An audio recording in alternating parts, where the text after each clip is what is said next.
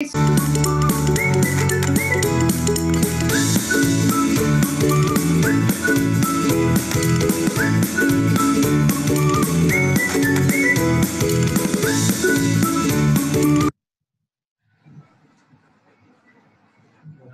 good morning to one and all. I, Dr. Chetna Makre, on behalf of Department of Conservative Dentistry and Endodontics,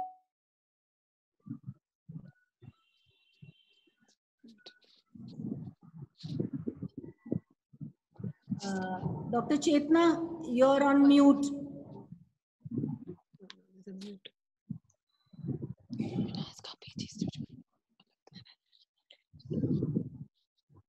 a very good morning to one and all. I, Dr. Chetna Makre, on behalf of Department of Conservative Dentistry and Endodontics, VSPM Dental College and Research Center, Nagpur, welcome you to the eLink Fest 2020.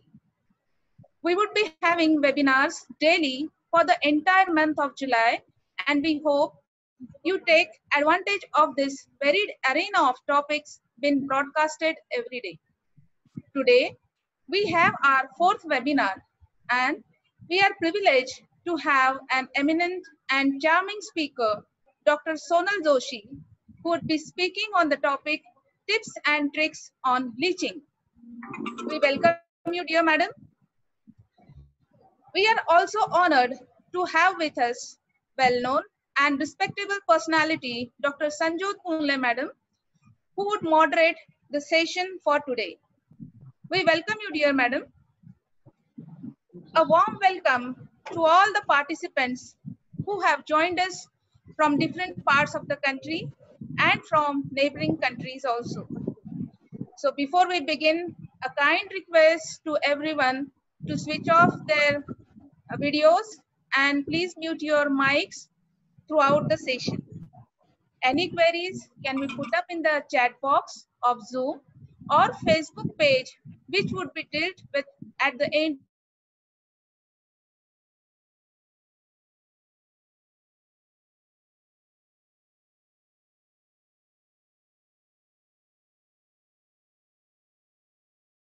on our Facebook page.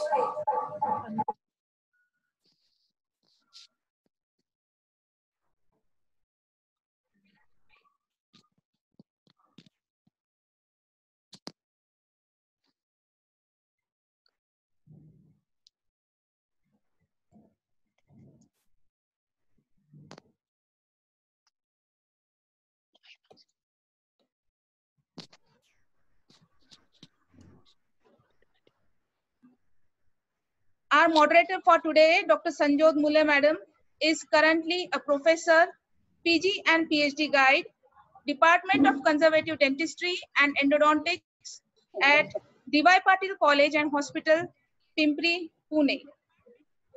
She has received her professional education of BDS and MDS from GDC Nagpur, GDC Mumbai.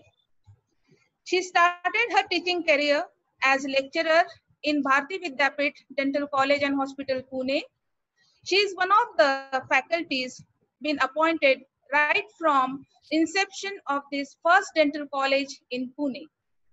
After serving for 2.5 years, she had the opportunity to go abroad and pursue dental training in United Kingdom and United States of America from 1992 to 1999.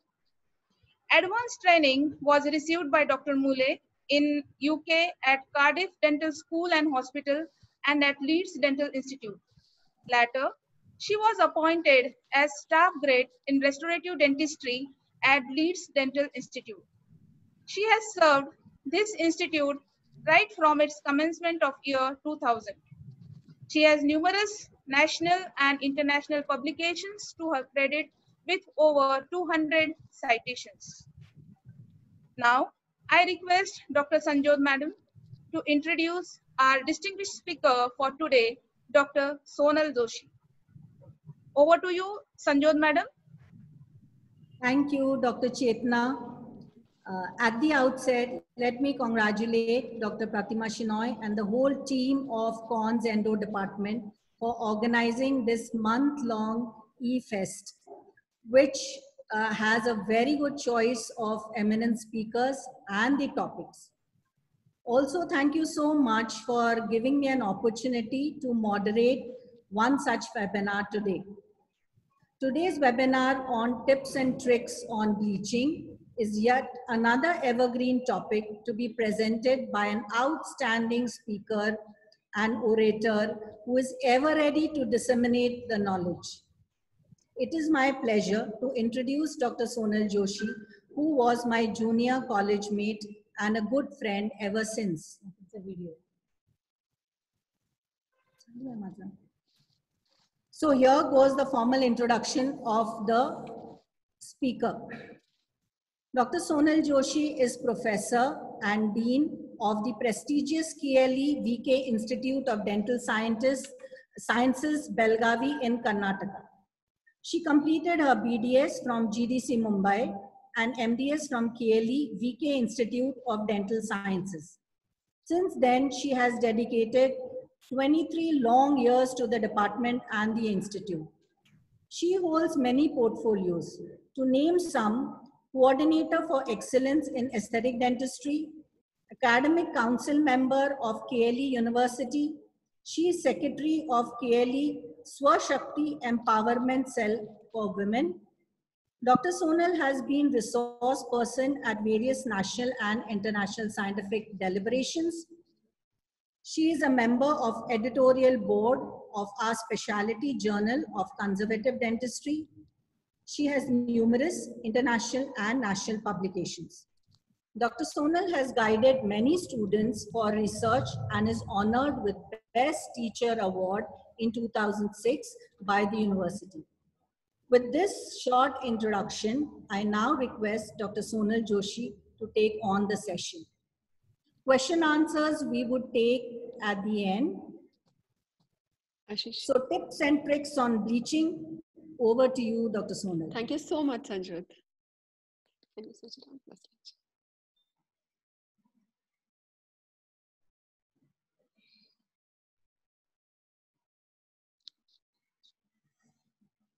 Hello.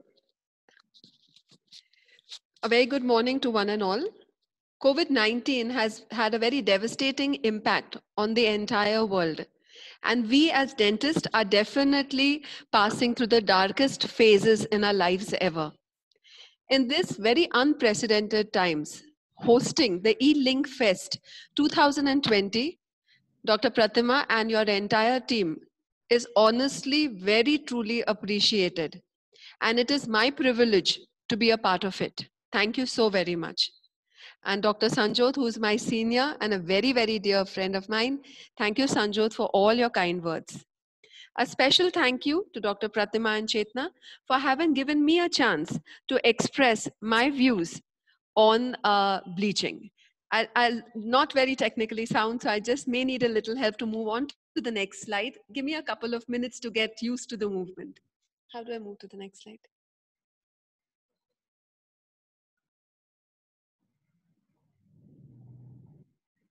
Which way? This way.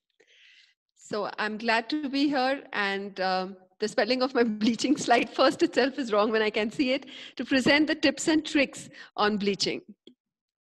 So I have been associated with this institute for the last 23 years as a faculty, and 3 years I have done my post-graduation from this institute. I extend my greetings from the institute to each and every person who has participated and registered for this fest. What I've realized in these many years is what is common in every common man is the fact that all our teeth are stained. And what is the stains that we talk about? They are nothing but they are very ugly, huge organic molecules. And these organic molecules have long alternating double bonds and sometimes different kinds of conjugated rings which are attached to it.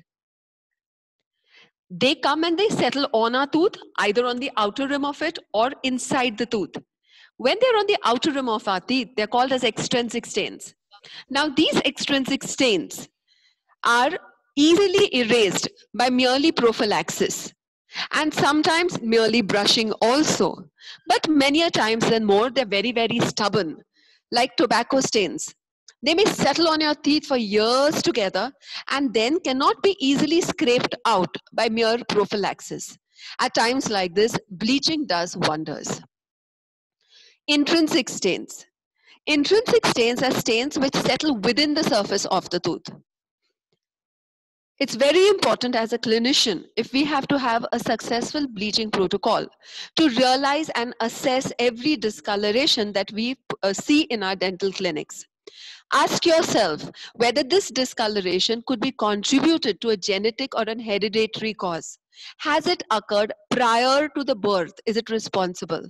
Amelogenesis imperfecta, dentinogenesis imperfecta are examples of some. Now, these cases are ideally not good candidates for bleaching. However, saying that, there are certain articles, if you would read, especially Dr. Pratima did mention to me that we have a mixed registration in this group. We have undergraduates, postgraduates, and even clinicians who are there. So for the postgraduates, there have been certain cases on dentinogenesis imperfecta that have been treated by bleaching. But by and large, there are other means of taking care of those discolorations. Discolorations because of metabolic imbalance, absolutely not good candidates for bleaching.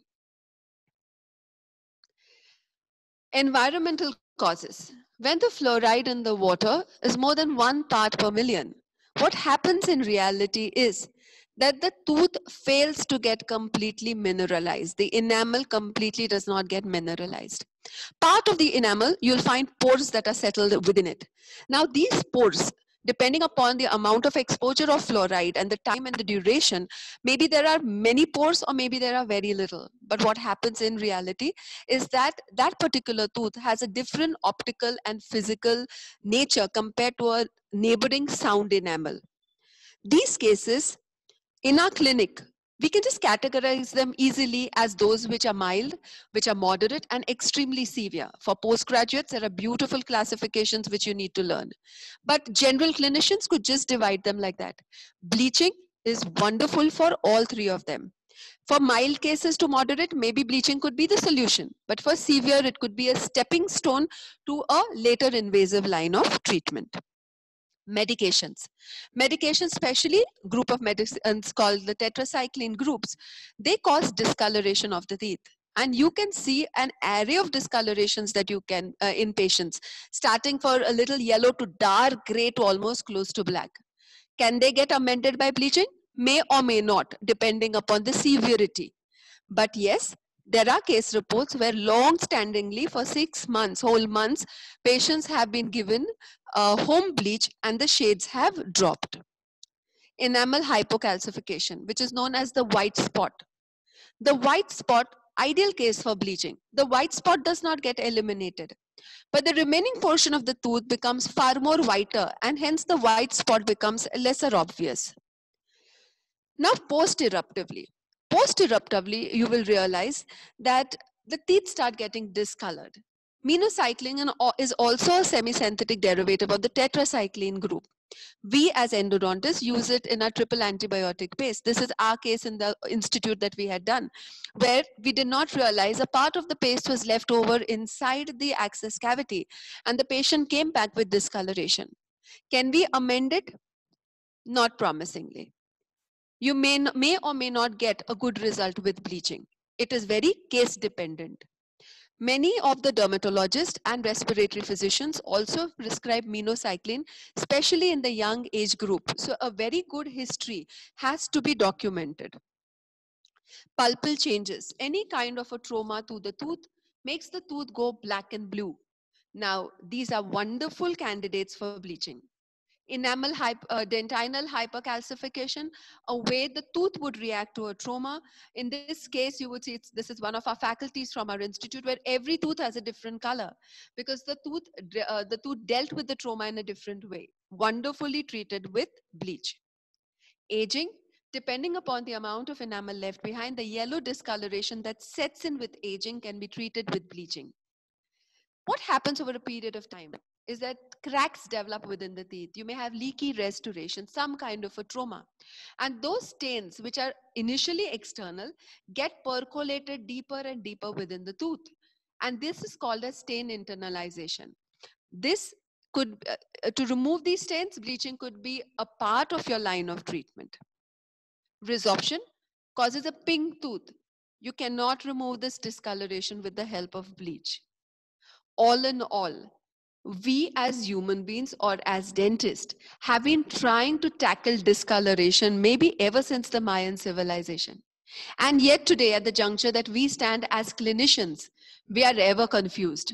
We are confused because of the treatment options that we have. Starting from merely monitoring and reviewing, going to scaling and polishing, right up till extracting and putting an implant to deal with that discoloration. Which one should I select and which one should I use? For the postgraduates, you have a proper article that has been written, which is called the crescendo effect. But for the clinicians, yes, it is said, select the most least invasive way of working. If that fails, go for the next more invasive one till you can resolve the tooth's problem cosmetically. Bleaching amongst the options is absolutely brilliant. It is because it is a safe procedure. It's painless. You require no tooth reduction, no anesthesia to be given, and one of the least expensive compared to maybe a veneer that is the next invasive option. This is for all the clinicians who have enrolled and registered for this. It's been my observation that many people do not bleach in their respective dental clinics. And I can relate to it. Probably my generation of clinicians can relate to bleaching with the way the material was supplied to us then. But believe me, there has been a great evolution like there is in all the other fields of conservative dentistry and endodontics, the way the material has been supplied to us and the way we can use it. The material that is supplied to us today is available in basically three ways. Either as carbamide peroxide, sodium perborate, and hydrogen peroxide mainly. Whichever way you take it, it finally breaks down into hydrogen peroxide. And this hydrogen peroxide finally further breaks down, giving you oxygen radicals. Now, it is these oxygen radicals that help remove the stain. So what is it whitening against bleaching? Whitening and bleaching seem very similar, but they are very different, because whitening, you can just remove the stain by prophylaxis and the tooth may look whiter. But when we say a tooth is bleached, we are talking about a chemical degrading the stain. Now, when we are talking about a chemical degrading a stain, we have this huge molecule that is there, ugly, huge organic molecule. This oxygen radical is going to go there and break it into smaller little pieces. And in the process of baking it into a smaller little process, it also changes its color. From a darker, horrible looking color, it starts getting lighter, and as a result of which, the tooth looks bleached. So these smaller particles, after it breaks down, can find its way through the permeable tooth right out of the tooth. And hence the tooth would look whiter. And as the color changes, the tooth again would look lighter. For the postgraduates who are listening, this is the chromophore theory. Today, research has gone beyond. Please read up articles which talk about a theory beyond this, which talks about the surface treatment and also talks about deposition of chemicals on the tooth to make the tooth look different. Now let's go back to hydrogen peroxide. Hydrogen peroxide is extremely potent. When used in 35 to 45%, was majorly used for non-vital teeth, but without a barrier caused a huge cervical resorption. Today for non-vital teeth, we hardly use it in its liquid form. We majorly use it today in the form of a gel. For vital teeth, we can use it in the form of powder liquid or in the form of a gel. Very preferred, and that's why the thumbs up. It drops the shade before you know. But also, because it is highly potent, it could cause chemical burns, and it could also set in a huge amount of sensitivity. At home today, hydrogen peroxide is available in home use tubes also. And for those who do not want to visit a clinic, but want to use a more prescribed way of dealing with home bleach, you have ready-made trays which are preloaded and sold. They have around 10% of hydrogen peroxide. You can see that these trays have a marking on it. These trays can be kept with us in our own clinics and dispensed it to our patients. All you need to explain to them is where the U is, it's for the upper arch, where the L is for the lower arch. They remove the green foil and pop it into their mouths, have a sucking action and make the tray sit in for about half an hour, and the shades drop visibly. Carbamide peroxide, the most popular one, which we all should know about. This carbamide peroxide finally breaks down, giving you hydrogen peroxide. The easiest way, divide the number on your tube by 3, and that is the amount of hydrogen peroxide it's going to release. How much of carbamide peroxide is available to us and we can buy and keep in our clinic? Starting from 10% of carbamide peroxide till 45% of carbamide peroxide is available in the form of a tube. What do I need to know about it? The lesser the concentration, more the time I need to wear it. So if it's 10%, I need to wear it for an 8-hour period, and more is the application time period, maybe 5 to 10 days. If I'm using a 45% of carbamide peroxide, just need to pop it in for 30 minutes, and maybe 3 applications should resolve my problem. These are different companies which come up with different tubes. Does one rule apply to them? No, it doesn't. We need to read the manufacturer's instructions when we are using these tubes. We need to educate ourselves to educate our patients, and I'll let you know why. Because each of these tubes have active and inactive constituents in it. One is carbapol. Now, for the clinicians, it's very important to know that if you haven't read how long you require to wear the tube, if it says 8 hours, what carbapol does, it sporadically allows the bleach to be released. So if you tell the patient, you can wear it for 5-6 hours, it doesn't work, because the patient may have missed in a couple of cycles of bleach because of carbapol. Hence, it is very important to follow the protocol. Glycerin, patients who use home bleach are very triggered to look good very quickly. They always replenish their trays. They always overload their trays. And then they'll call you and complain of sore throat. And the reason they have this kind of a sore throat is because the glycerin trickles down into their throat. Flavors. Patients, take a good history from your patients. If patients have an allergic potential, you have bleach which is absolutely free of any kind of a flavor, and you could use them. We've done many cases rather in our hospital, and there was only one child who got, a child in the sense 19-year-old girl who got allergic to it, and her lips swelled up immediately after giving her bleach. So we realized, and I read about it there in glorious detail, and it's usually the flavoring agent that is added to the bleach which probably could be responsible for this kind of an allergic potential. There are newer gels in the market, and these newer gels have additives that are added in it, and they're added for a purpose. Like, for example, you have potassium nitrate added in it. It's very important to know why is this added. It has a soothing effect on your nerves. So if your patient had a mild sensitivity issue, I think this is the kind of tube you need to procure. You have CPP, ACP added in it. If your patient has fluorosis or has white spots, this is the tube you require to buy, because this has the potential of remineralization. Fluoride for people who have high caries index. So you have many such tubes, but what is it that really worries us as clinicians? What if this patient goes home and swallows the entire tube? Will I get penalized? Don't let it worry you. A study has been done where a child even of 2 years of age, weighing 12 kgs, consumes an entire tube of 18% of carbamide peroxide. Nothing really happens. And that doesn't mean you tell this to your patient. This is just to put it off your shoulders. You need to educate your patient as to how to use it. Over the counter, oh my God, this is the most dangerous part of bleach for all of us. Over the counter, bleaching material is available freely for everyone to use. And they love to do that. Now, this is a case which is in Linda Goodman's book, where the over-the-counter product was sold as a rinse, a gel, and a cream. So probably just getting abraded the tooth till the patient realizes he's done all the harm. Today, you have more precise ones that are available in the form of strips. Should we recommend it to use? There are many articles in which they have been analyzed. There are very good surveys that have been done.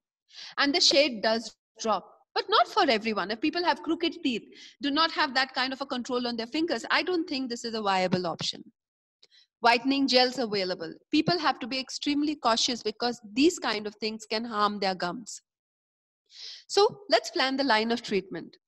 Get your patient in, do a very good assessment, try and understand, diagnose it correctly, and then plan your treatment. In your clinic, keep all the material that you require, starting from the least carbamide peroxide going to the highest hydrogen peroxide. But before that, you require to check the vitality of the patient's tooth. Many a times and more, we just think we know it all when we truly don't. The line of treatments are very different for teeth which are vital against non-vital. Who's going to decide if the teeth are vital? Whether we want to treat it inside the office or at home? Well, the king decides. And who's the king? The paymaster, that is our patients. But yet as clinicians, we should be able to guide them and tell them why. Let the patient's lifestyles be considered. The level of current tooth sensitivity, the kind of discoloration, and the time that is available for bleaching are major things that we need to consider before we recommend. Whatever said and done, we cannot proceed in cases where the patient is pregnant, has larger restoration, very sensitive, or is allergic or below 12 years. It's as simple as that.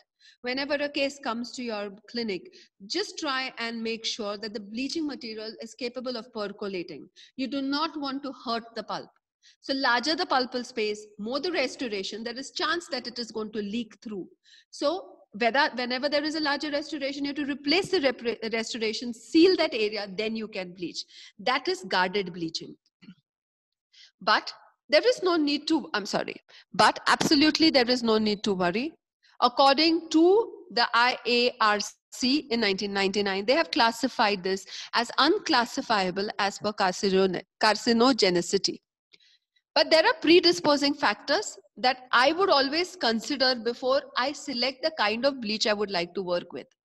If the patient is a tobacco user, continuous long time smoker, alcohol abuser, or has genetic predisposition, it's not that I wouldn't bleach, but I would do guarded bleaching. I would definitely select the least potent material, that's 10% of carbamide peroxide, bleach for a longer time rather than a very highly potent 35 or 38% hydrogen peroxide. There are certain clinical tips that I'd like to share with you all. Yellow shade bleaches faster than brown. Younger patients bleach faster than older. Please look into, I'm giving you permission to look into your patient's eyes. Okay, do check in the sclera of your patient's eyes. If the teeth are lighter than the sclera, chances of bleach are very little. This is a survey done by by Linda Greenwald. What you must do, however, even if you don't check into the eyes, is to evaluate the tooth correctly. Check in for restorations, check in for fracture and interproximal caries. Please look in for the color of the tooth, the enamel thickness, and the translucency. Now, you would realize more than anything that the translucent, there are many patients, especially young girls, who would be coming to your clinic to say, "Doctor, I think my teeth are dark." The teeth are not dark. It's the translucent patch which causes the darkness behind the teeth to be seen. How much ever you would bleach, the patient is going to be unsatisfied. Hence, it is very important to borrow a minute or two, do a mapping of the tooth and show it to your patient before you start. An intraoral examination of the soft tissue is as important as the hard tissue. If the patient has gingivitis recession, you require to do a guarded bleach. Vitality check. Please check the vitality by cold testing as well as electrical pulpal testing. If the tooth is non-vital, take a radiograph, check for the RCT, check if there is any periapical lesion that is associated with it. If you need to redo the line of treatment, you need to do that.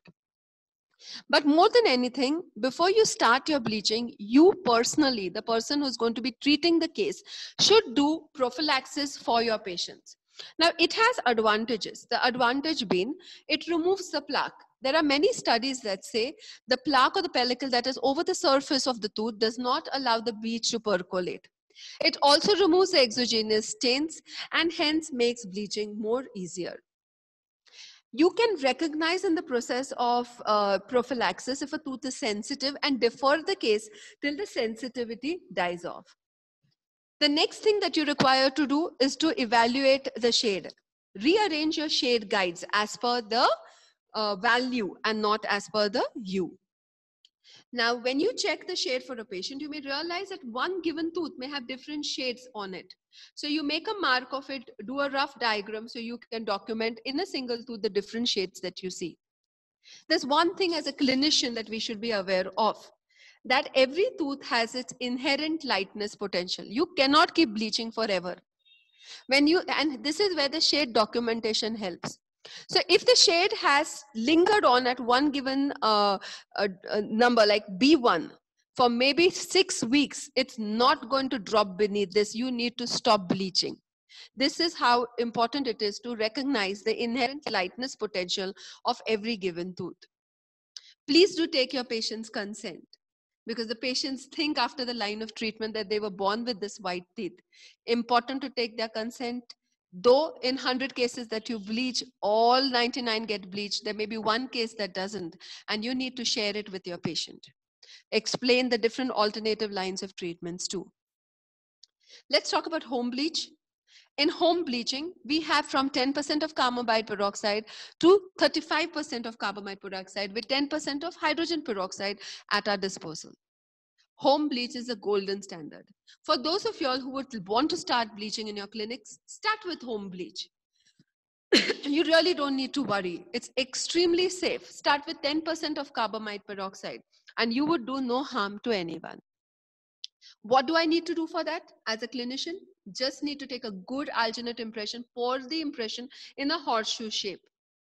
In our country, the guard is always made by the laboratory. But many a times then more we send impressions like this. Make sure that you have removed all the blebs.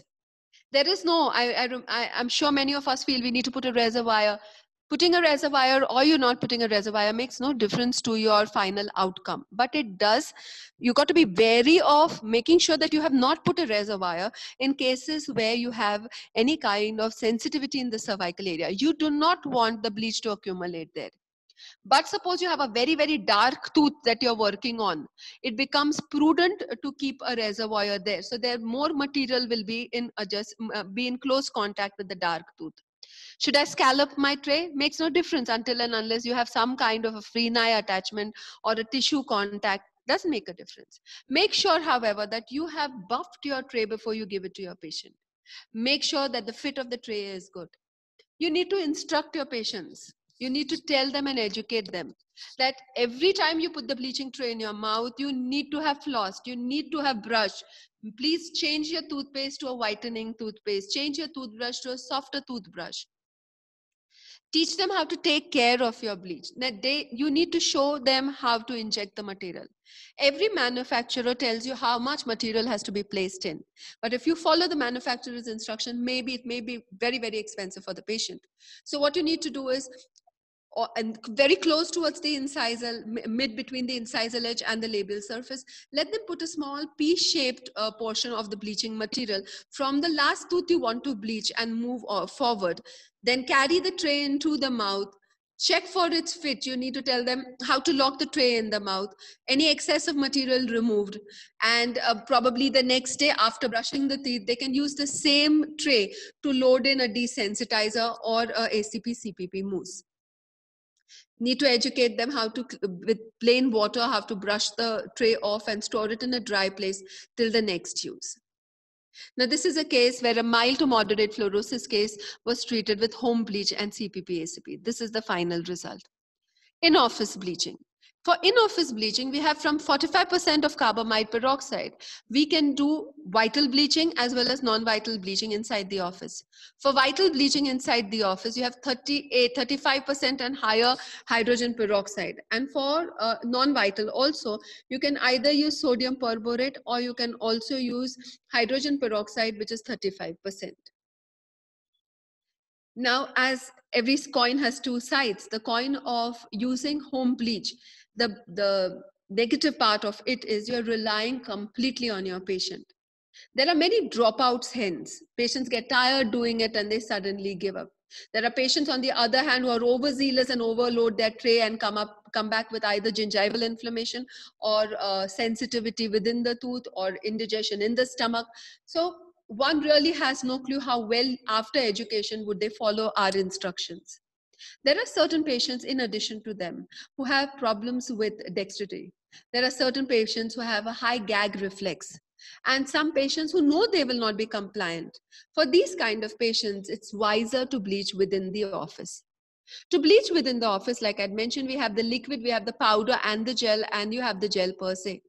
Which one should I prefer to buy in my own clinic? If you can, buy the gel. Why the gel? I'll explain it to you.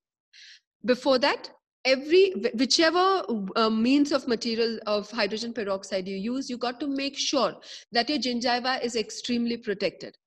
To protect the gingiva, you have gingival barriers, which each company sells with the material. If they don't buy it personally, if you're using the liquid, the gingival barrier has to be put in a thickness of at least 4 to 6 millimeter on the gingiva.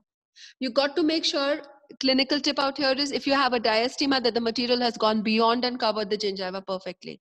It has to be 1 millimeter on the surface of the tooth. Make sure that there is no gap between the gingidam and your tooth. With a fan movement, you're supposed to cure this material and protect your gingiva. Hello? Yeah. You require to wear a protective eyewear, both you and the patient. Mixing instruction, a clinical tip for all those. Remove the material from the refrigerator. Let the material come at its room temperature for its best effective use. Now, this is opalescence extra boost that we have put on the patient's tooth here. Now, what you need to realize, you can use any material that you want to. Please read your manufacturer's instruction. Hydrogen peroxide is most effective in 30 to 40 minutes after it is mixed. So you will have some manufacturers will tell you to put this material, you divide it by, if you use it for 8 minutes. So if you divide 8 by 40, you will have 5 cycles. So these 5 cycles are called as passes. What you need to know for sure, however, that you have put a nice thick amount of hydrogen peroxide pack over the surface of the tooth. It cannot be a thin layer. It has to be about 2 to 3 millimeters, nice and thick.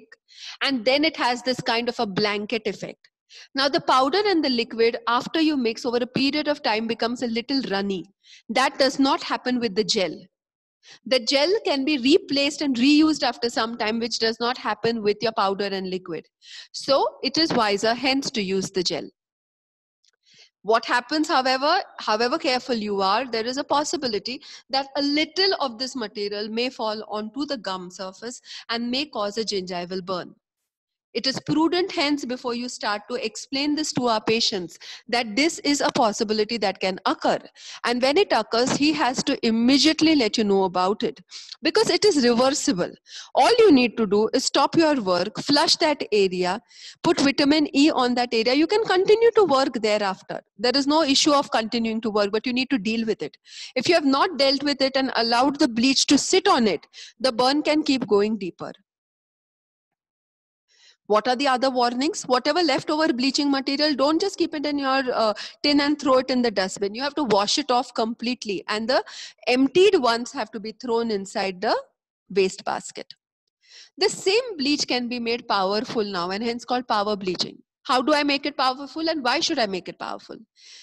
The power that you add to the bleach will allow this bleach to release more amount of oxygen radicals, and more the oxygen radical, faster is your bleach. So I can give this power by helping with light. So initially, if you remember, for those old dentists who were old timers, they would have a light that was focused on the patient's, over the patient's mouth. Today, we use our guns as the light source. What it does, it passes over heat onto the bleaching material, which then allows it to work faster. You can use heat, or you could use lasers. Does it really help? In fact, there is a possibility that if you have not used it correctly, you may go beyond the critical threshold of the tooth, and it may harm the pulp. Now, it looks fancy and it is very, very impressive. That is without an iota of doubt. Does it harm? If you are well in control and you're just swaying it around and impressing your patient, you can do it. There are certain manufacturers who say you can use it. So depending upon which material you're using it, you can check. But theoretically, if you go and read a good amount of research, it absolutely does not say so. It tries to tell you with respect to color, with respect to the different light source you're using. Bleaching is controversial with these kind of light sources. Would lasers help? Well, diode lasers and KTP lasers are two lasers. Postgraduates need to know about it in a little more detail. Diode lasers are now being researched with different kinds of wavelengths to give you the same effect. What is the biggest advantage of the laser? Is that it decreases the amount of time that the material is on the surface of the tooth. But does it cause bleaching of the bleached tooth to stay bleached like that for a longer period of time? Or does it cause the tooth to get beyond its inert potential? No. There are no conclusions that we can draw as of now. More studies, more longer time evaluations are required. Now I'll put forward certain cases that we have done in office along with home bleaching. Now here you can see this is a fluorose case, and in this fluorose case you can see post-eruptive breakdown also on the surface of the tooth on the lateral incisor. It is very, very important for us to observe these things. At wherever there is a post-eruptive breakdown, wherever the bleaching material touches it, you will realize that the patient is going to be extremely sensitive. So if you can identify that area, make sure that you don't put the bleach there. The best part about bleaching is that if you're uncomfortable in the office putting it in a given area, don't put it there if you're worried it is going to cause, especially in the lower arch. If you're worried that it is going to, burn the tissue, bleach will always percolate inside, and it is there inside your tooth. That is what diffusion tells us. It's going to be inside the tooth for 2 weeks. It is going to keep doing its work. So you do not, stress and put it everywhere where you're not confident. Now, in this case, we had even etched the bands. If you read Gordon Christensen, he has said that wherever you have extremely discolored fluorosed patches, not the entire tooth, in this case, just the band here, you can etch it with 37% of hydrogen phosphoric acid. And after you have etched it, then you can continue your bleaching. So there is more percolation. So we have done it. We have also microabraded the tooth and thereafter worked. But in that process, we realized that at that point of the lateral incisor, there was extreme sensitivity. You can use a desensitizer only in that area and continue to work. This is how the tooth looked. Now, is this the final cosmetic result that we want to give our patient? Absolutely not. If we had given veneers at an earlier stage, it would have been very difficult for the lab to mask it, the discoloration. Now it is going to be far more easier. Assisted bleaching. Assisted bleaching is done with 45% of carbamide peroxide. Now, many of us are not very, very good with, going home and working by ourselves. Like if someone says, put this medicine in your IV line, I don't think I could do it. Similarly, there are many like me who would not be able to go back and load their night guards themselves. So you assist this patient in your waiting room. How does this help? The patient learns from you how to put the tray, remove the tray, put the material on. What does 45% of carbamide peroxide do? It's far more potent than any of the carbamide peroxide, and hence it has to be used by the clinician inside the clinic.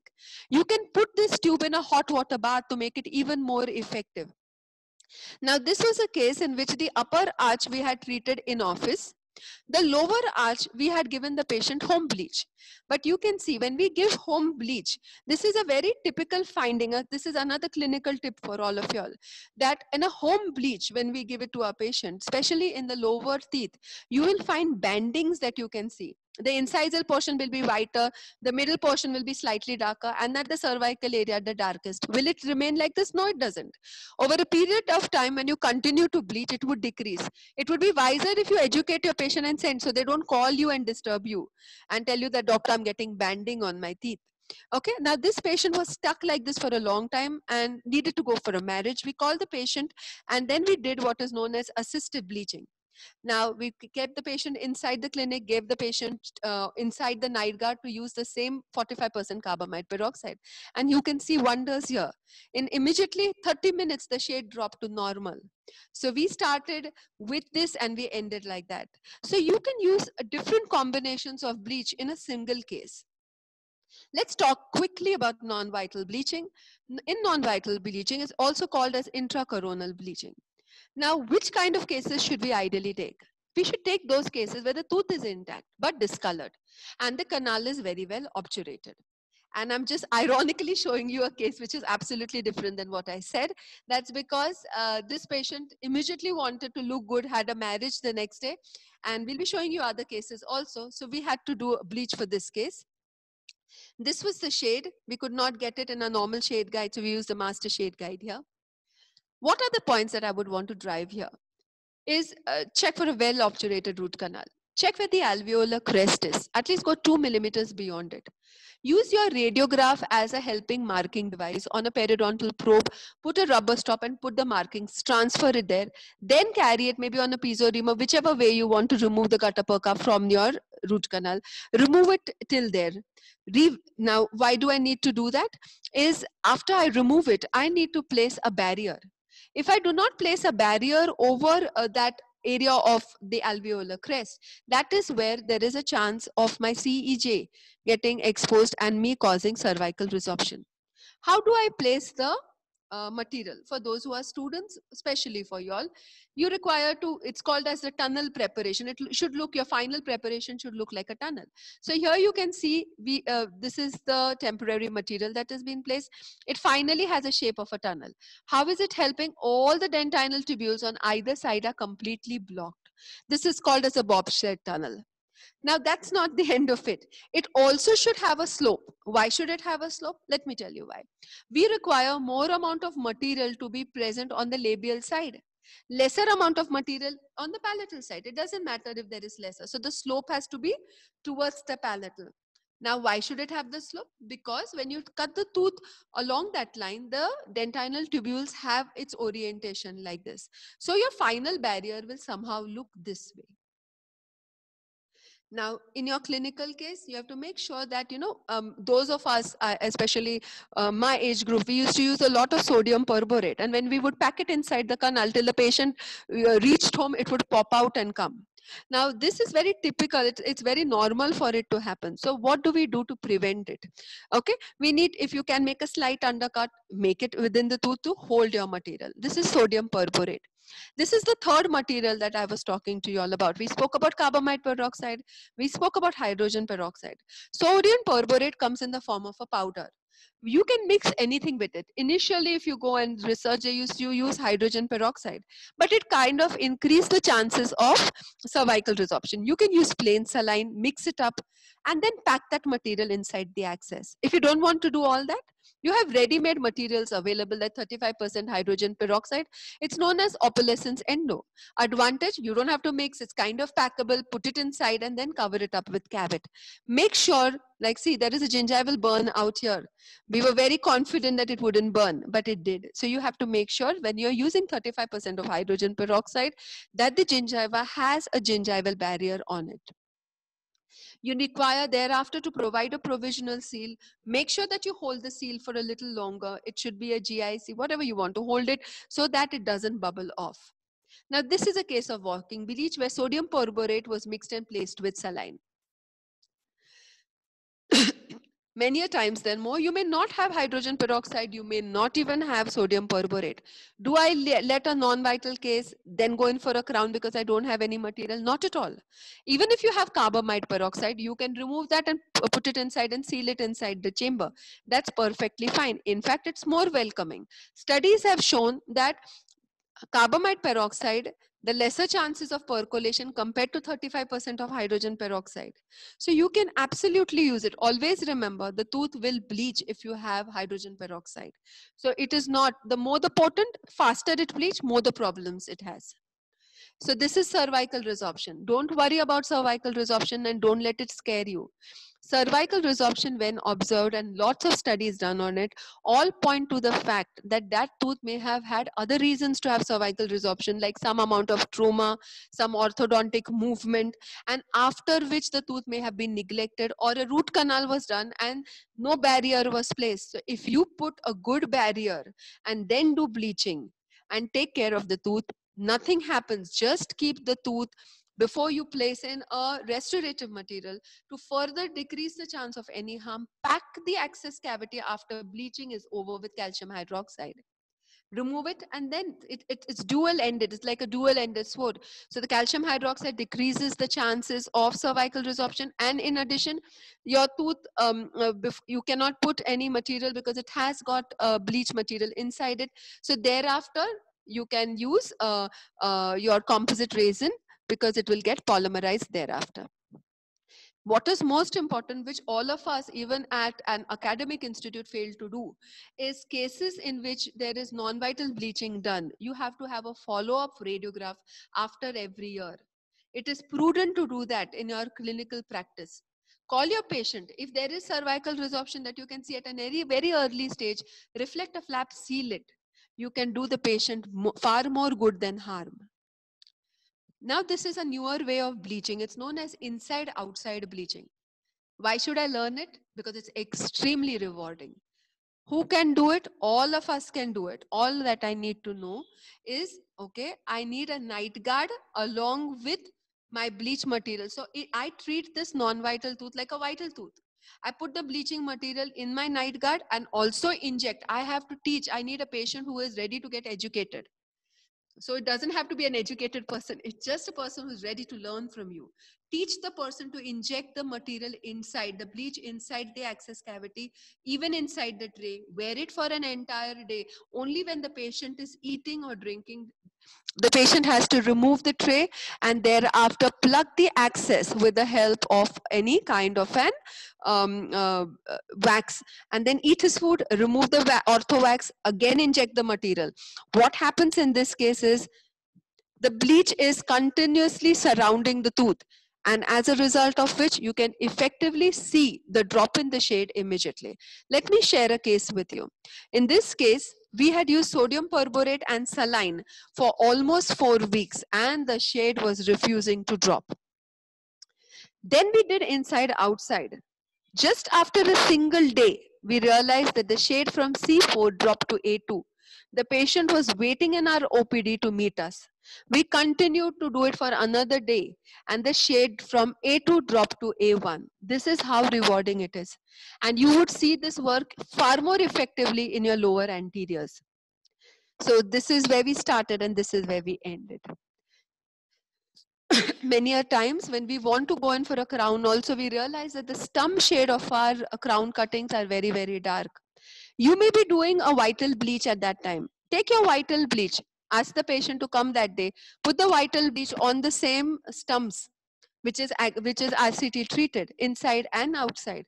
And you would be able to drop the shade of the tooth completely and give far better crowns. Now, this is a case in which we have done in-office bleaching, at-home bleaching, as well as microabrasion. So when you talk about bleaching, microabrasion is kind of married to your bleaching. You need to know microabrasion when you bleach a tooth. Okay. Now here, this is Polo Office that has been placed.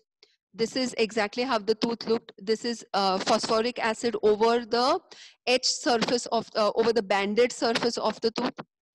After which we have done what is known as microabrasion. This is microabrasion. Microabrasion is where you have 6.6% of hydrochloric acid in the form of a slurry, and then you have that typical brush that the company sells, and you kind of rub it against that that particular dark stain. And you have to be very, very careful because it kind of abrasively erodes off the enamel also. So you have to be very careful when you use it, but it gives you very promising results. So this is how it finally looked.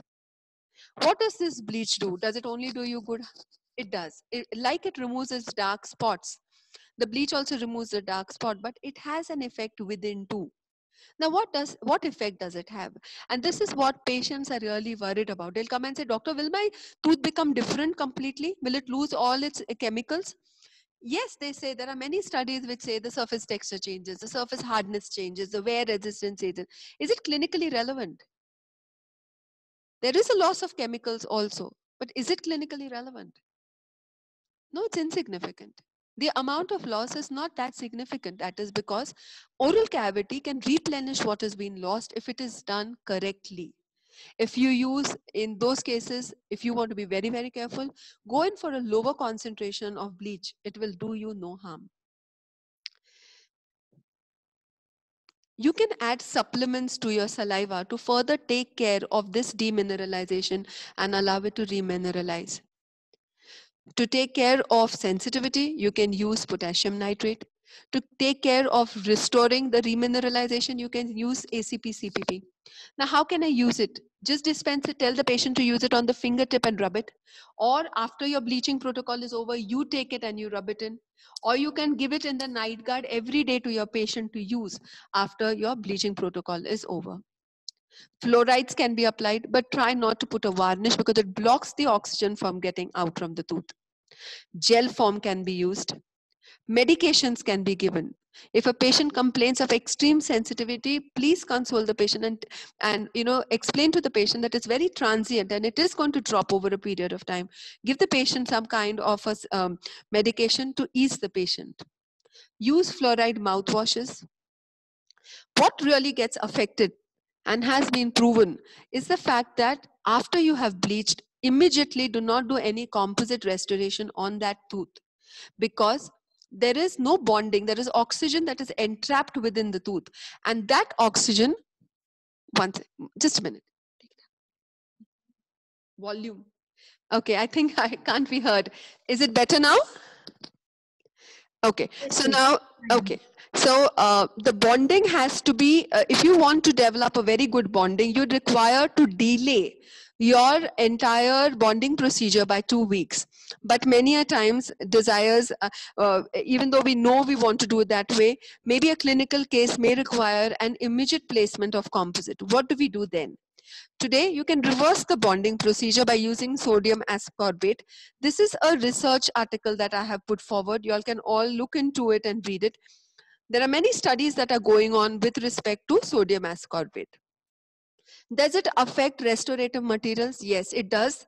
And this has to be explained to your patient when you take a consent form. You have to tell the patient that yes, if it touches your amalgam, it is going to abrade a lot of your, it'll start shining and the mercury hence is coming out. Does it affect the composite? It does not. It does not bleach the composite.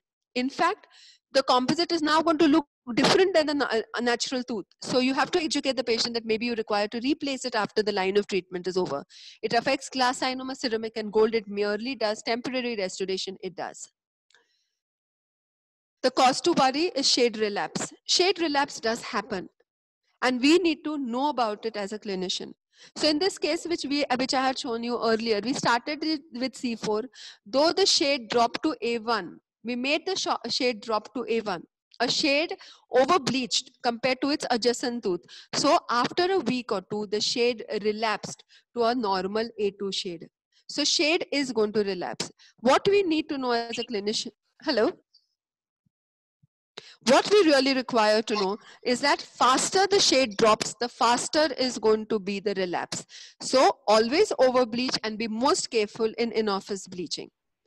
I would like to recommend a treatment protocol called deep bleaching. What do we mean by deep bleaching? So whenever you do an in-office bleaching, always ask the patient to go home and do home bleaching also, because of which the shade stabilizes for a far longer time. We also need to educate our patient with respect to maintenance. How do we maintain? Use dental floss, change your toothbrush while your treatment protocol is on, use whitening toothpaste as a rule. Do not have these habits. Do not drink, especially while your treatment is on. Excessive amount of tea, coffee, tandoori chicken, turmeric is all going to cause you harm. If you need to do it while your treatment is on, use a straw. But do not let your teeth get exposed to it because the shades will relapse faster. Makeup helps, but for the women, fortunately, use a darker shade of lipstick and your tooth would look whiter. Do touch-ups. Touch-ups can be done anytime. You have your night guard, save it, use carbamide peroxide when you feel the shades start dropping. One good thing for the clinicians to know is effectively it says that it never drops to the shade you began with. So this is what you could tell your patients. But there are certain patients, this is my own terminology, I have realized, look at this pretty lady, the amount of plastic surgeries she has done and got herself into the way she is. She probably thinks, beauty lies in the eyes of the beholder. I think she's still pretty. But at the same stage, we need to explain to our patient that there is a time we need to draw a line. They are known as compulsive party bleachers. You got to be very careful when you have these kind of patients and you allow them to take the night guard home with them. You need to tell them that you need to stop beyond a point and you cannot continuously bleach. So let me conclude this session by saying that tooth whitening and or microabrasion, it does produce dramatic improvement in the appearance of discolored teeth. And for the clinicians, it's extremely rewarding, even economically. For the students, you can read it in details and start using it in your internship and your normal clinical protocols. So with this, I would like to say thank you once again to the organizers and my lovely moderator, Sanjot. Thank you so much. Thank you, Dr. Sonal, for a wonderful, enlightening, extremely informative lecture. And with your practical tips and cases you have discussed all along, shown wonderful cases. So that's good. We have a couple of questions. Okay. Are you happy to answer now? Sure. I think we have a big spectra of students, some clinicians attending. Okay. So we have quite a few array of questions. Let's start with one. Many of them you have answered as we go along, but let's take it up again. Let me start with this one. It says, do we have to teach every time at home along with office bleaching? Sanjay, couldn't hear your question. Do we have to bleach at home every time after office bleaching? Okay. See, there are many, what happens in practicality. Dr. Sonal, we can't hear you. Give me a minute. Okay. Can you hear me now? Yeah. Yeah. See, now what in practicality really happens is this entire procedure of bleaching is very expensive. Let's face it, it's very expensive. The tube itself costs you close to 3,000 to 4,000 rupees. If you're using a Polar Office, it costs you 900 for a single pack. So you charge it because the amount of clinical time you're spending at office, the whole procedure becomes very expensive. Now, after that, to do home bleaching again is an expensive thing, but it is very, very rewarding because if you educate your patient, the shade stays potent for a longer period of time. It has been proven over a period of time that if in-office bleach is followed by a home bleach, the shade stays better without changing for a longer period. So many people don't even recommend, many people don't even know about it. So it is not mandate that every time you do an in-office, you have to do a home. But if you ask me, I would definitely recommend every clinical case that I do to do an in-office along with a home. Thank you on that. That was very clear. The next question is, what is the predictability of adhesion on bleached non-vital teeth? After 2 weeks of waiting, it stays very well. It's like a normal tooth. So we do need to wait for 2 weeks, as you said in your presentation. Yes. The reasoning also is very well given on that because of the oxygen. Which is absorbed into that. I think the person would have it clarified. The next one says, what is your protocol for evaluating tooth shade pre and post bleaching?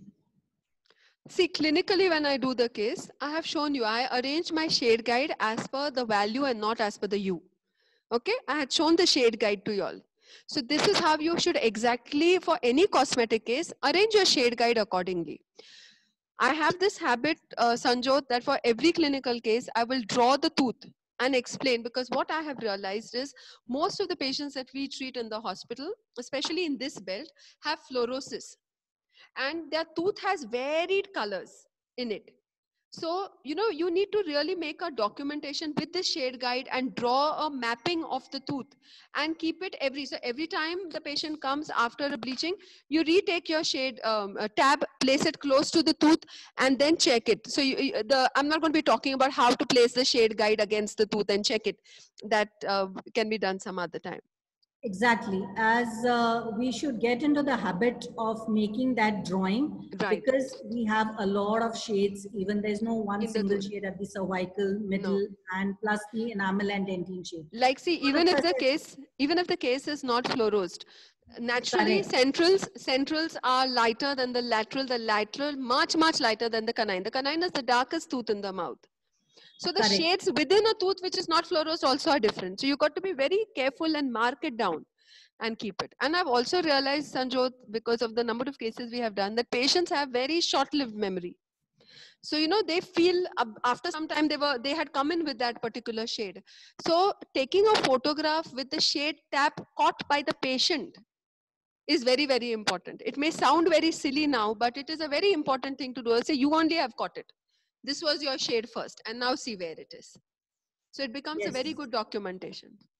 Yes, documentation is a very Very big part important, of our especially for aesthetic cases. correct aesthetic cases, Yeah. and we should get into a habit. So we have all sequential pictures which Yeah. are there. Yeah. Uh, the next, you had a very beautiful slide on this, but I'll ask you this question. Okay. Any tips on protocol for bleaching of stained composite restoration? You Stained, said it before. no, composites, I don't think get bleached. Okay, what happens with it is you should not even make an attempt to bleach an old composite. Like I had mentioned very earlier, it is our duty as a clinician when a case comes to your clinic, if there are any old restorations, to first assess the margins of the old restoration.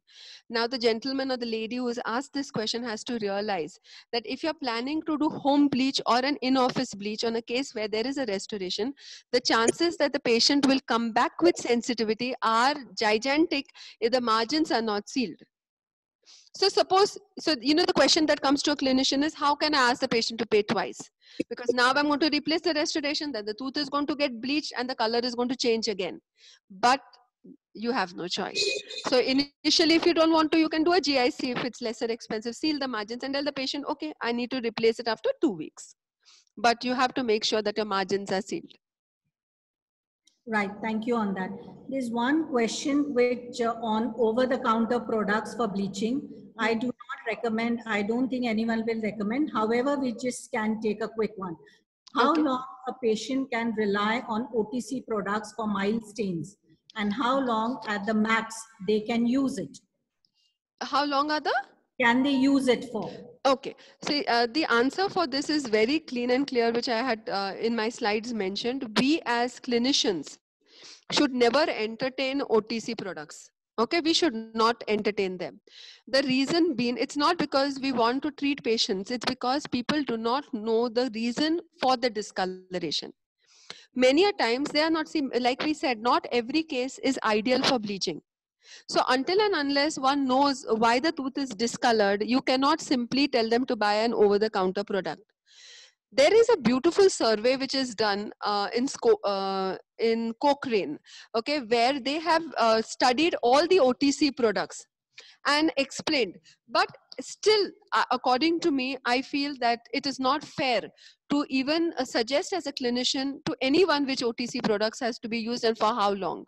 But if you buy, like for example, those strips which Colgate sends, if the patient has very well aligned teeth and is educated and can put the strip on, they say if it's like 5.3% of hydrogen peroxide, wear it twice a day for 14 days. If it is 6.5, you wear it for 30 minutes for just 14 days. So they have their own protocols which they sell. Correct, correct. Very correct, very correct. There's one nice question on this, Dr. Sonal. A case scenario is given. A patient aged 30 years has a history of jaundice at her age of 10. What kind of bleaching procedure would you suggest on this? So there must be a discoloration, intrinsic discoloration on that for a particular jaundiced case. Your choice on that. Okay, see, if there is, they say that metabolic disorders, okay, metabolic disorders, bleaching is not the right protocol for it. So chromophores are divided into two categories. Chromophores which have got rings attached to it, organic rings attached to it, or chromophores which have got metal salts attached to it. Okay, those which have metal salts attached to it are very poorly treated by bleaching. So it's not that you cannot treat them, but it's not very promising. So with jaundice per se, I honestly do not know the right answer to give you right away. But if I can adhere to the metabolic part of it, then maybe I would look in for other lines of treatment. If you see the crescendo approach, what they say is that start with the least invasive line of treatment. If the least invasive line of, like, see, initially tetracycline was considered a no for bleaching. But today there are many more articles which say that 6 months of carbamide peroxide has removed the tetracycline stain. So if there is a case and you would try to use home bleach, and if it is going with it, why not? See, dentinogenesis imperfecta was a no for bleaching. There is a documented case in our journals where dentinogenesis imperfecta is treated by bleaching. So I feel one should adhere to the most conservative way. If the conservative way is working, go ahead with it. If it's dropping the shade, fine. Then you can go in for a more invasive line of treatment otherwise. Yeah, I agree totally. There's this question, why is it, I'm not very sure where this has come from, but why is it recommended to use fluoride containing prophylactic paste before application of bleaching agent? I don't think we recommend that. No, nothing like that. I Yeah. think you just need to clean the surface of the tooth. You know, Sanjot, there are many articles also. Like, see, this is a pro. There are some articles, like, if you keep reading, you find various articles speaking for and against. There are articles which are saying that doing prophylaxis is not even required. But the way I look at it is, by merely doing prophylaxis as a clinician, since I've done these many cases, I feel it teaches me two things, Sanjot. Patients, patients who want to get their teeth bleached are very desperate to look well. Your voice is going low. Patients who want to bleach their teeth are very desperate to look well. Yes. Okay, so when you try and collect a case history from them, 99% of them will say, I don't have any sensitivity problem. 99% of them will say. When you personally start scaling the teeth and your scaler touches those points where they're sensitive, is when you realize they're truly sensitive here. So according to me, that is the reason why, if you see journals, you'll find pros and cons even for scaling and polishing the tooth prior to bleaching. Right. But I feel no harm. It'll do the patient good, if not bad. If the patient has cleansed the teeth, the material will definitely be closer to the tooth than a fight through a pellicle and go. But regarding a fluoridated toothpaste only, I'm not very sure on it. I really don't know. Correct. I personally feel, and I don't, I definitely do the prophylaxis with a non-fluoride containing paste. Yeah. I don't know this. Fluoride, yes. Yeah. After bleaching, then you have the role of fluoride. Right. Yeah. That's good. No, see, like Sanjot, 1 second, I'll just take a minute from you. Sanjot, if the patient is sensitive, right? If while the process of scaling and you realize the patient is sensitive, we give the patient a fluoridated line of treatment to decrease the sensitivity prior to the patient coming to us. So it's not that the scaling tells you what to do. Yeah. But it's not mandatory that you have to use a fluoridated polishing paste. Nothing like that. I don't think so. That's great. That's my knowledge. People can read a little more in it. Maybe I have missed it. I'm not sure. Sure. And it does differ from patient to patient. Yeah, they can read on it. And if I can read on it, I can even answer back. But as of now, I don't know the answer. Yeah. There's one question from Dr. Priyanka Kalantri. She says, what is the minimal duration between two bleaches? Of course, this will depend on the type of bleach as well, but the duration between two bleaches. So Priyanka, Dr. Priyanka, thank you for the question. It's a nice question, okay? So Priyanka, it all depends upon what kind of a bleach you're doing. So suppose you're doing an in-office bleach, okay? So I have bleached inside the clinic. Now the patient goes home. This is what I do. I tell the patient that day to go home and in the night guard use ACP-CPP or to use a desensitizing protocol for that day. Then from the next day, I tell the patient to do home bleach. Now, in the process of doing home bleach, see, home bleach also now you have to be very careful. There are some cases where it is your inner instinct that will start teaching you this. That in some cases you will start from the lower carbamide peroxide and start climbing up higher. Sometimes you're very sure that nothing will happen and maybe you start with an 18% of carbamide peroxide and the patient will call you and say, Doctor, I'm very sensitive. So you need to drop down your carbamide peroxide to a lower one. But suppose the patient doesn't want to buy one more tube from you. What do I do? So in the next day, I will not tell the patient to use my bleaching material. The next 2 days, I probably will load it with ACP-CPP. So how much of gap to give will depend upon that clinical case. If you're talking about one in office, after the next in office, a week's gap is required. Right. Thank you. Thank you for Pleasure. that. There is another very nice question from Urvashi Tanwar.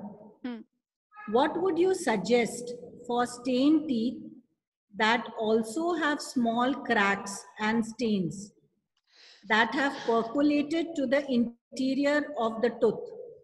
Do we still go ahead with bleaching, or do we do some sort of surface treatment only for the cracks? This is like wishful thinking that I know how deep the crack is. It's kind of difficult to say that, but let's assume that cracks could be at any given depth, right? Sanjot, you can't say how deep the crack is. But as such, if you feel that there are cracks on the tooth, or even if there is pitting on the tooth, we have done so many of these PEB cases on fluoros. Yeah, We Dr. have Sonal Louder. Yeah. So we have done so many of these PEB cases of fluorosis, where there is not a crack, but there is a pit. And it looks so inconspicuous when you're doing it. You just say, it's small, I will manage. But the minute the bleach touches it, trust me, the patient jumps from the chair with pain. So if I personally see there are cracks that are there on the tooth, and I can see the cracks, I don't think I would want to use bleach on that tooth. And if I still want to use bleach, I will use just the 10% of carbamide peroxide and try. I will never use an in-office bleach on a patient who has got cracks. I will never use it. Very, very correct. Just in continuation with that, this is almost similar.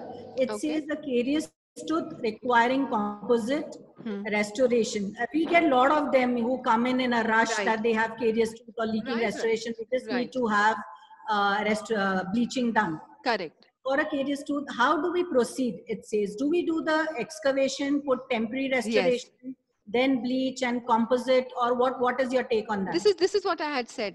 Initially also you had a very similar question, Sanjot. So whenever you have caries, see, the most important thing is first to have to take a history. It's impossible to put so many slides on in an hour. Okay, so I have removed a lot. So the first thing you require to do is a very good assessment. So in your assessment, if you realize that if it is genetic, and you divide the case, and if you say, okay, fine, it is a stain which is there and I can treat it, then you check the vitality. But before you do anything, you check the tooth per se. In the tooth per se, you check the hard tissue of the tooth. In the hard tissue, you have to check for the presence of cracks and restorations. And caries. If there is caries, you have to excavate it and seal the margins. If there is a restoration which is leaking, you have to remove it and reseal it. Now, it is easy to do this in an academic institution where you can do a composite and recall it and do a composite again. In a private clinic, maybe it's difficult to charge so often, but then you need to put some kind of a temporary that is surely going to seal the margins and then carry out with the bleach. But otherwise, you have no option on that. Exactly.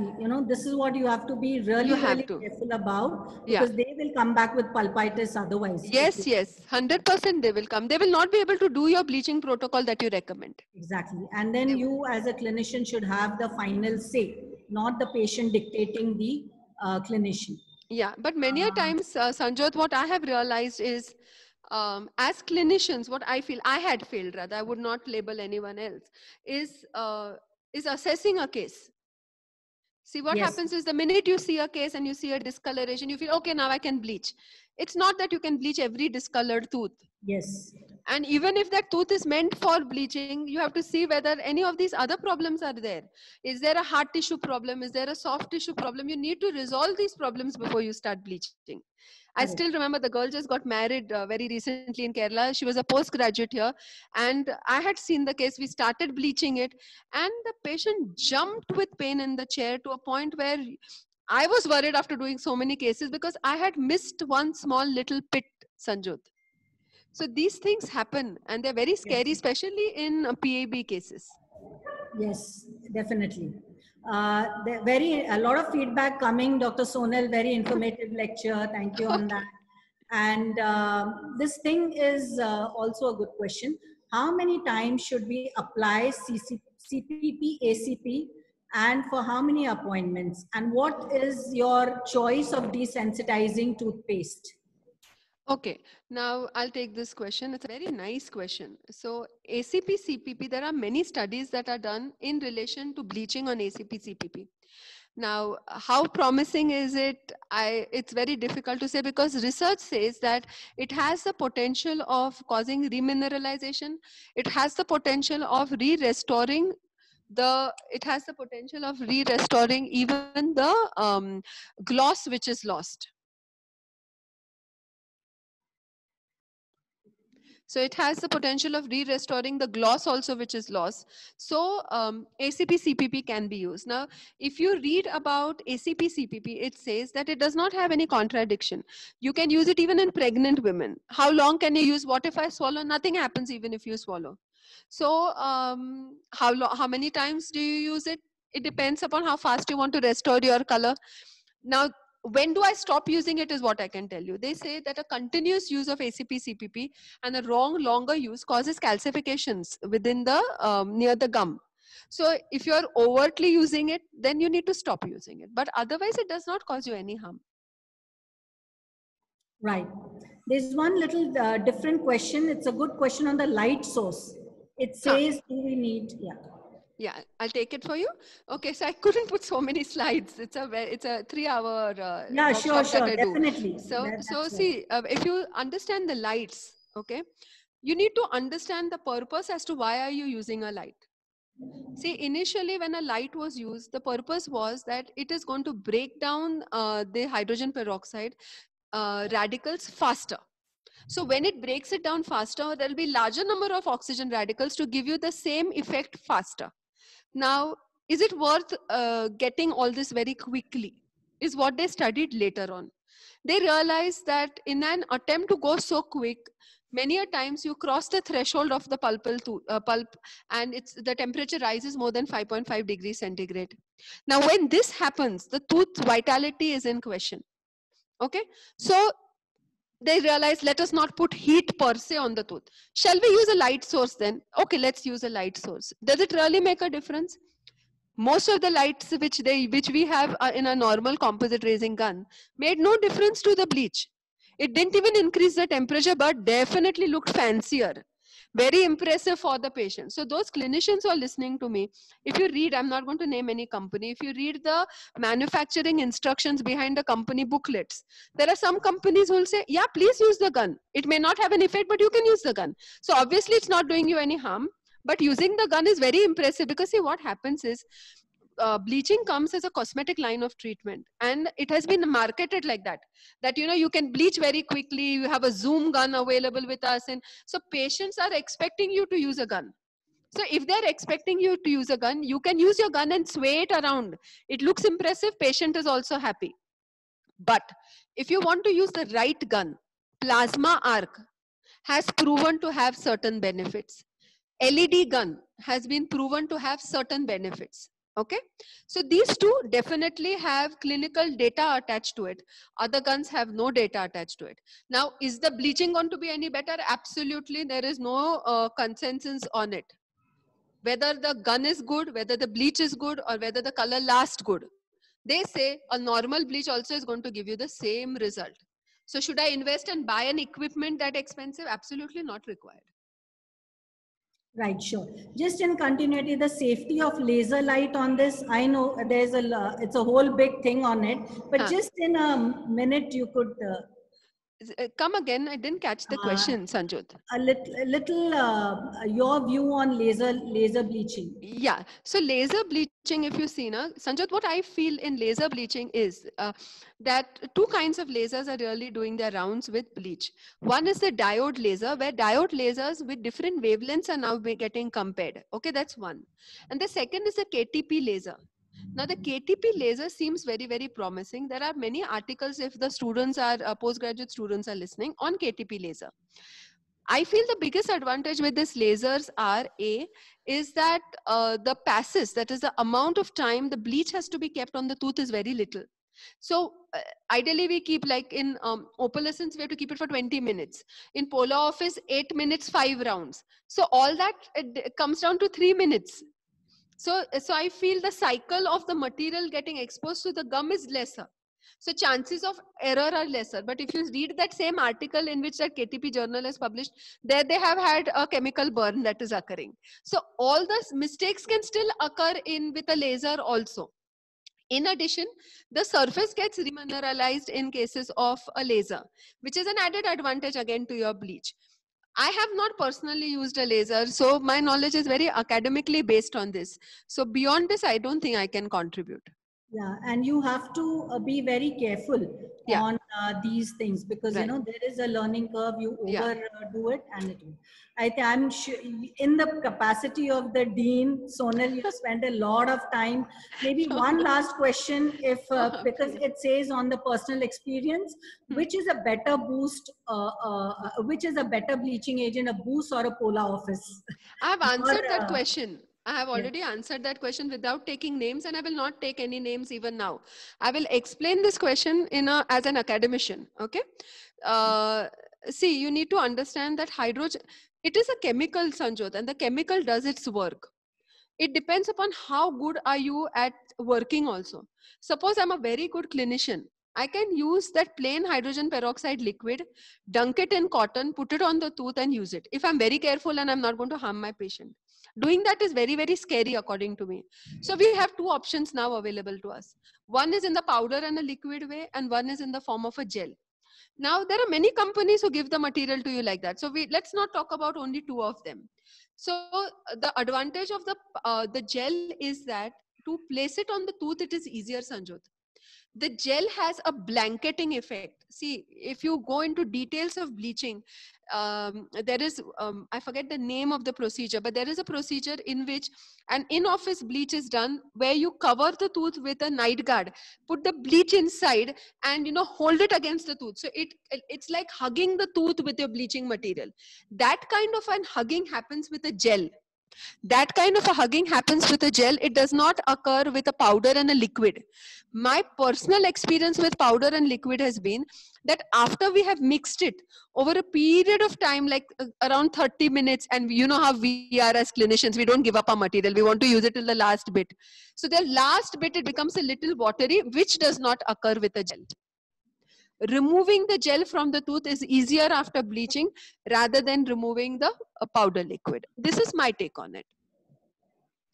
Sure. And thank you once again for very patiently going through all these questions. There are many more, but I think we have to draw a line somewhere. Yes. Brilliant presentation with lot of clinical inputs, your own cases that makes it so informative. Being a clinician and an academician first, then a clinician, the combo works perfect. Thank you so much, Sanjot. And sure coming from my favorite senior means a lot. Yeah. No, always. And I'm sure you've satisfied everyone. Thank you. All their queries are done. I think over to Chetna now for the further things. Simply superb, madam. Thank you so much. Thank you. And that was really a great presentation that will definitely help us in gifting our patients with a bright white teeth. And I thank you. On behalf of department, thank you both Dr. Sonal madam and Dr. Sanjot madam for an enlightening and truly informative session. Thank you so much. Thank you. Thank you, Sanjot. So on behalf of Department of Conservative Dentistry and Endodontics, we would like to give a certificate of appreciation to our speaker, Dr. Sonal Joshi madam, and our moderator for today, Dr. Sanjot Mule madam. Thank you. Thank you very much. Thank you. Shall we log out? Here, yes. Thank you very much. Madam, be with us. Okay. So this was for our today's wonderful webinar. And now we are also conducting a masked selfie with mask contest. So kindly send your entries for the same before 25th of July. And here are the details. Here are few of the entries you can see with different types of masks. Right. So we request all the participants to gear up and send your unique selfies with innovative ideas wearing mask. Sure. Oh, wow, that's wonderful. Very, very, very innovative. Nice. So all the art and science coming out. Yes. But it's very So, well done, Chetna. Very thank you, good madam. effort from your side. Thank you, madam. Yes, It's a very teamwork, nice. I basically. know, meaning all of you, the organizers. Very good effort. So apart from all the academic activities, we again wish to highlight those individuals in our specialty who have enriched their lives with other co-curricular activities as well. We as a specialty have a constellation of endostars in our galaxy. Let's take a glance at one of them.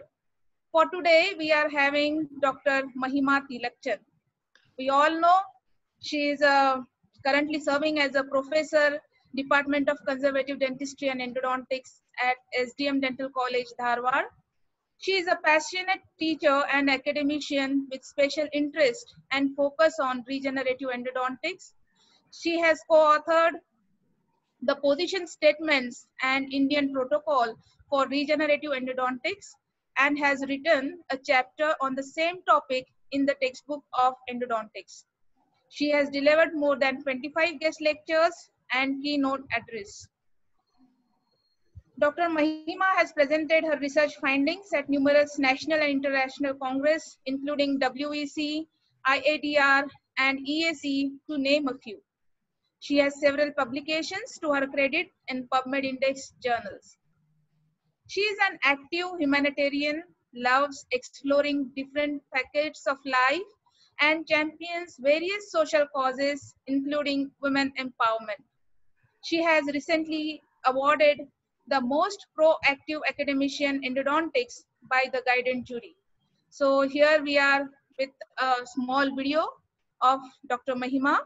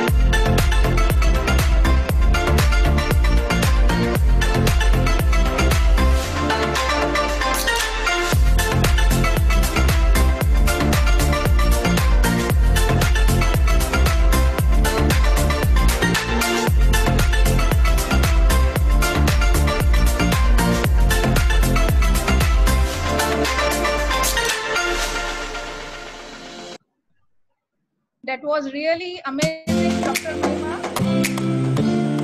So we wish from our team very again bright future to add many more accolades to your CV. So that was for today. Now I hand over the charge to Dr. Pratik to propose vote of thanks. Thank you.